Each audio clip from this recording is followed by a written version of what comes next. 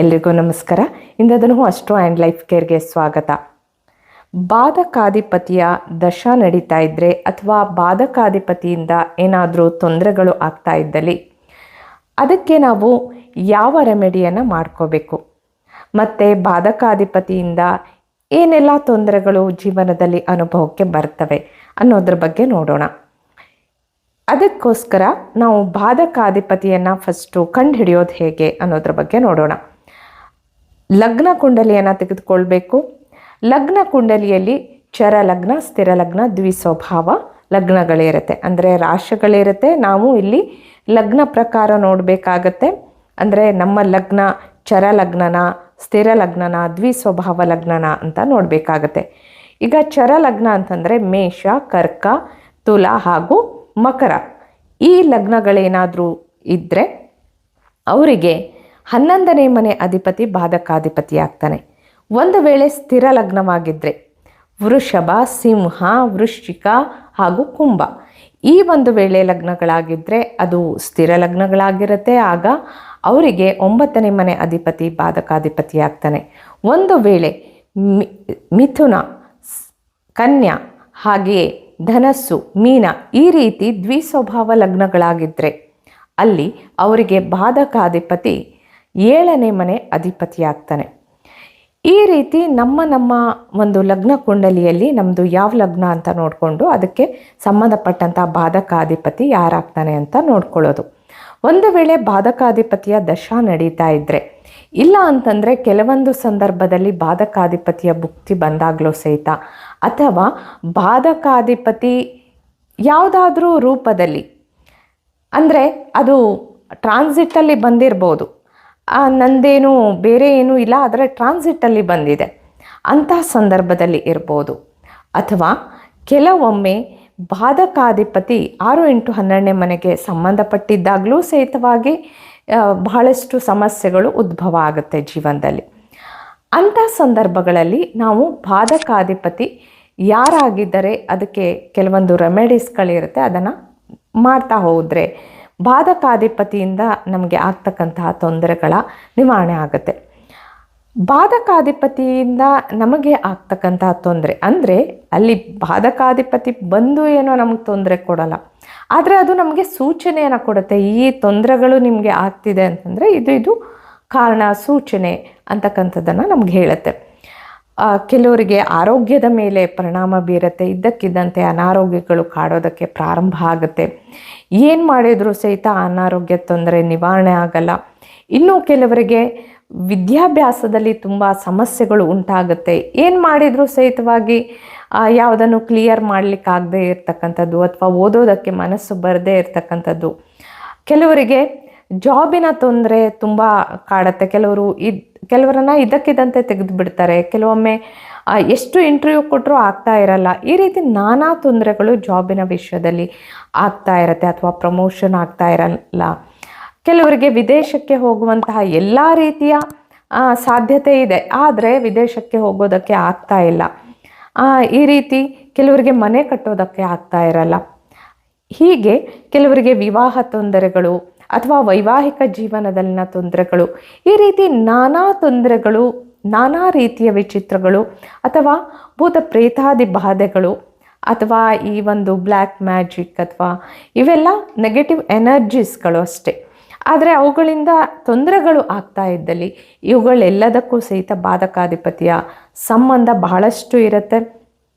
ಅದಕ್ಕೆ ನಾವು ಈ ರೀತಿ ತೊಂದರೆಗಳು ನಮ್ಮ ಜೀವನದಲ್ಲಿ ಏನಾದರೂ ನಡೀತಾ ಇದ್ದಲ್ಲಿ, ಅಂದರೆ ನಾರ್ಮಲ್ಲಾಗಿ ವ್ಯಕ್ತಿಗೆ ತೊಂದರೆಗಳು ಬರ್ತವೆ ಹೋಗ್ತವೆ, ವ್ಯಕ್ತಿಗೆ ಅದನ್ನು ಎದುರಿಸುವಷ್ಟು ಸಾಮರ್ಥ್ಯ ಇರುತ್ತೆ. ಆದರೆ ಇವುಗಳು ಅತಿಯಾಗಿ ಕಾಡ್ತಾ ಇದ್ದಲ್ಲಿ ಅಥವಾ ಏನೋ ಒಂದು ನನಗೆ ಇವು ಬಗೆಹರಿತಾ ಇಲ್ಲ ಅನ್ನುವಂಥ ಸಂದರ್ಭಗಳಲ್ಲಿ ನಾವು ಬಾಧಕಾಧಿಪತಿಯನ್ನು ಗಮನಿಸಬೇಕು.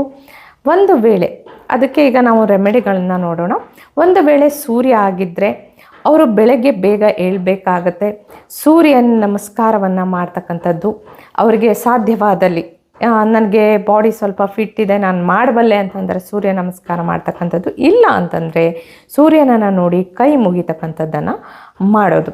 ಇಲ್ಲ ನನಗೆ ದಿನ ಆಗಲ್ಲ, ನೈಟ್ ಶಿಫ್ಟ್ ಎಲ್ಲ ಇರುತ್ತೆ, ಲೇಟಾಗಿ ಎದ್ದೇಳೋದಾಗುತ್ತೆ ಅಂತಂದಾಗ ಪ್ರತಿ ಭಾನುವಾರ ಕಂಪಲ್ಸರಿ ಮಾಡ್ತಾ ಹೋಗಬೇಕು.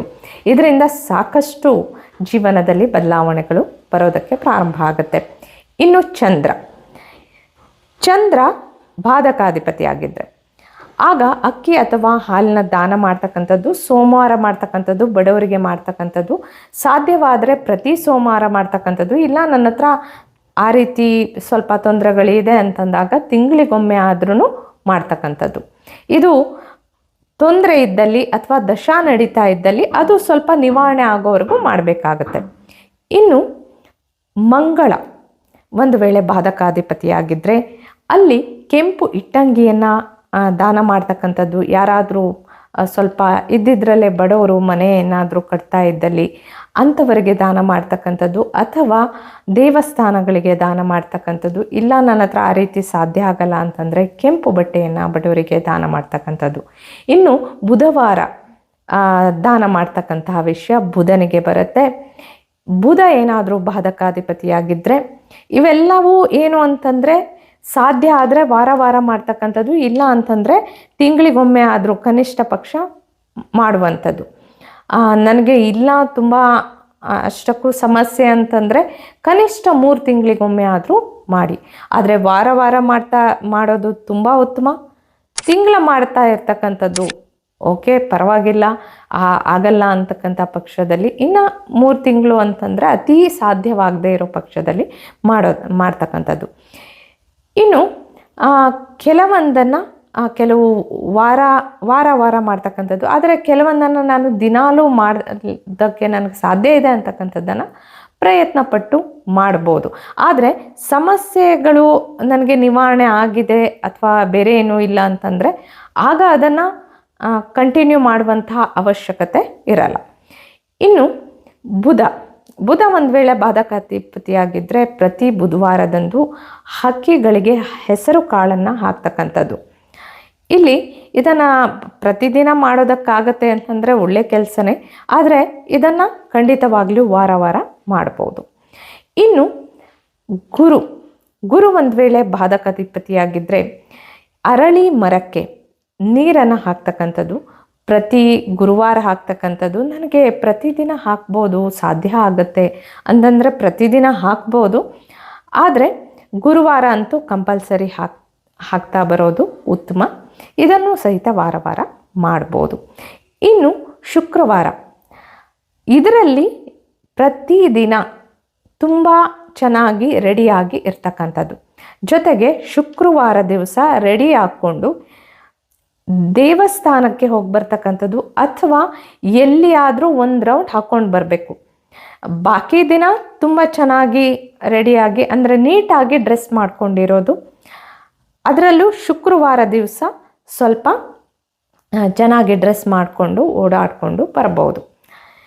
ಇದು ಏನು ಅಂತಂದರೆ ಶುಕ್ರ ಒಂದು ವೇಳೆ ಬಾಧಕಾಧಿಪತಿಯಾಗಿದ್ದರೆ. ಇನ್ನು ಶನಿ ಬಾಧಕಾಧಿಪತಿಯಾಗಿದ್ದರೆ ಬಡವರು, ನಿರ್ಗತಿಕರು, ಅಥವಾ ಕೈಕಾಲು ಕಣ್ಣು ಇಲ್ಲದೆ ಇರ್ತಕ್ಕಂಥವ್ರು, ಅಥವಾ ರೋಗಿಗಳು, ಅಥವಾ ಈ ಒಂದು ಬಡ ವರ್ಗದವರು ಅಂತ ಏನು ಹೇಳ್ತೀವಿ, ಅಥವಾ ಕೂಲಿ ಕಾರ್ಮಿಕರು, ಅವರುಗಳಿಗೆ ಯಾವುದಾದರೂ ಕೈಲಾದಂತಹ ದಾನಗಳನ್ನ ಮಾಡ್ತಕ್ಕಂಥದ್ದು.